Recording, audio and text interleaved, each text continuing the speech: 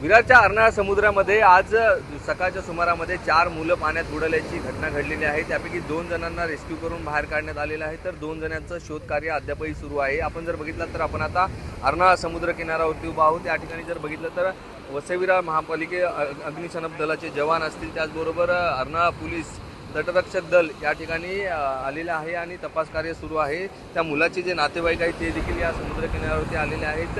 4 मुलं जे आहेत हे नालासोपाऱ्यावरून आज सकाळी 9:45च्या सुमारास अर्नाळा समुद्र किनाऱ्यावरती फिरण्यासाठी आले होते आणि त्याच पाण्यामध्ये उतरले असता त्यामुळे 4 जण जे आहेत ते पाण्यामध्ये बुडत होते आणि त्यापैकी 2 जणांना रेस्क्यू करून बाहेर काढण्यात आलेले आहे, तर 2 जणांचं शोध अद्यापही सुरू आहेत। आपल्यासोबत बाहेरचे अधिकारी आहेत, तर काय सांगणार, काय घटना आहे? इथे सकाळी 9:30 सुमारास मुलं पोहण्यासाठी आलेले आहेत 4 नालासोपारा डांगे कॉम्प्लेक्समध्ये। त्यांना आम्हाला पोलिसांद्वारे दूरध्वनी कळाले की 4 मुलं बुडाले, तर त्यापैकी दोघांना स्थानिक जीवरक्षक पोलीस यांच्या माध्यमातून त्यांना रेस्क्यू करण्यात आलेलं आहे। त्याच्यानंतर आम्ही आलो असता पाहता क्षणी इथं तर समुद्राचे भरपूर मोठ्या प्रमाणात लाटा उसळतात, त्याच्यामुळे पाण्यात जाणं शक्य होत नाही।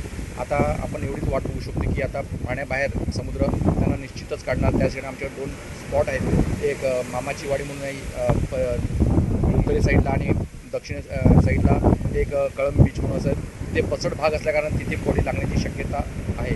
आता आपले किती पथक या ठिकाणी कार्यरत आहेत, कशा पद्धतीने शोधकार्य सुरू आहे? आता अग्निशमन दलाचे आमचे जवान, आम्ही आचोळा फायर स्टेशनचे ऑफिसर, पण आम्ही विरार फायर स्टेशनचा मी ऑफिसर असून आम्ही आता शोध मोहीम असं करून बोट वगैरे आम्ही रेडी केलेली आहे। जर पाण्याचं जर संत प्रमाण झालं तर आम्ही बोट काढून शकतो, परंतु आता ते काढणं शक्य होणार नाही, कारण पाण्याचा मोठं प्रमाण व लाटांचं प्रमाण मोठं प्रमाण असल्याकारणे आता आपण त्यांना शोधण्याचं जे आहे ते किनाऱ्यावरच करू शकतो। आपल्यासोबत स्थानिक नगरसेवक आहेत, सर तुम्ही काय सांगणार, कधी घटना कळली आपण या ठिकाणी आला? मला जीवरक्षक चारू चा फोन आला, असं झालं आहे की घरून विरारला निघालेलो, इकडे आल्यानंतर मला समजलं की इकडे त्या स्पॉटला आम्ही बघितलं, पण ते पुढे भरती असल्यामुळे 2 जणांना ते वाचवण्याच्या वेळेस आलं, 2 जणं आतमध्ये बुडाले। ते तर कळंबला लागतील किंवा मग आपल्या मामाच्या वाडीत लागतील, समुद्र पोटात कसं ठेवत नाही। परंतु आता पर्यटकांनी पण काळजी घेणं गरज आहे। आईबाबांनी पण आपली मुलं कुठे जातात, आणखी नाबालिक मुलं आहेत, आपली मुलं कुठे जातात, काय करतात, त्यांना सांगते। सकाळी मस्जिदला गेले, तिथून डायरेक्ट इकडे आलं, एका गाडीवर 4 जण आलं आणि असं लोकांनी आता प्रिकॉशन घेतली पाहिजे की कुठे काय करायचं। आणि आता इकडे जीवरक्षक वाढवले पाहिजेत, धरणाण्यापासून कळंबपर्यंत फक्त 3च जीवरक्षक, असे 8 तरी जीवरक्षक पाहिजेत, जेणेकरून त्याचे चेंज होतील। आणि मेरीटाईम बोर्डला इथे आवाहन करतो की जसं ते राजवाडीपर्यंत तुम्ही सगळे दगड टाकून किनारा बनवा, तसं आपल्या अर्नाळापर्यंत पण बनवावा, ही त्यांची मागणी करतो आहे।